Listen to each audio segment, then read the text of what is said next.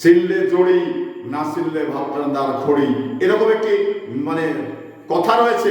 তো এই যে আমাদের যে বৃক্ষগুলো রয়েছে, প্রত্যেকটি বৃক্ষের মানে প্রয়োজনীয়তা মানুষের ক্ষেত্রে রয়েছে। মানে এক একটি গাছের ছালে একরকম কাজ হন, একটা গাছের পাতাতে একটি কাজ হন, একটি গাছের শিকড়ে কিন্তু কাজ হন। তো এখানে গাছ আমাদের মানে শত্রু নয়, গাছ আমাদের বন্ধু। কেন বন্ধু?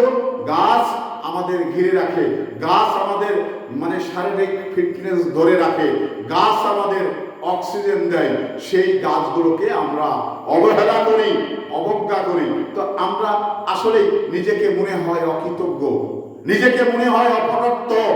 কারণ এই বৃক্ষ মৌসুম পার হয়ে যাচ্ছে, অথচ একটি বৃক্ষ আমি আপনাকে রোপণ করেছি না, করি না। তাহলে আমরা অকৃতজ্ঞ এমনি এমনি তো বললাম না, আমরা আসলে অকৃতজ্ঞ। তো আমরা কৃতজ্ঞতার জায়গা থেকে আসুন এই মৌসুমে একটি গাছ রোপণ করি।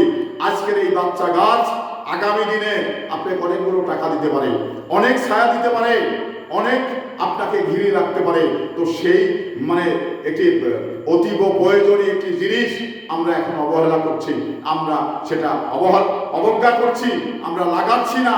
তাহলে এই সময় আমাদের এলাকায় যে আমের দাম না থাকায় আমের গাছগুলো যেভাবে কেটে ফেলা হচ্ছে, তাতে এক সময় আমাদের বসবাস করার অনুপযোগী হয়ে যাবে, আমাদের তাপমাত্রা ব্যাপক ছড়িয়ে যাবে, যা দৈনন্দিন জীবনে আমাদের এই মানে বসবাস করার জন্য কষ্ট হবে। তো এই জন্যেই আমরা পরিবেশের ভারসাম্য রক্ষা করার জন্য, আমরা ছায়া পাওয়ার জন্য, আমাদের ঝড় থেকে রক্ষা পাওয়ার জন্য গাছ লাগানোর কোনো বিকল্প নেই।